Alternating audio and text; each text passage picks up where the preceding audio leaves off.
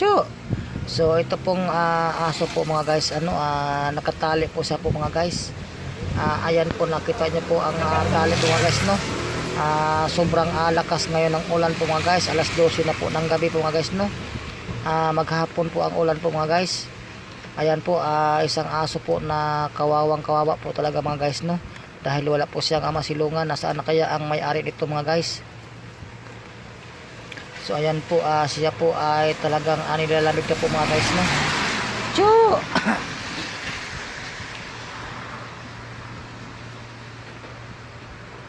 So ayan po mga guys, nakita niyo po yung aso po nakatali po mga guys, no. Ngayon po mga guys, mambo na naman mga guys, no. Chu! Kaya po mga guys, malakas na naman ang ulan mga guys.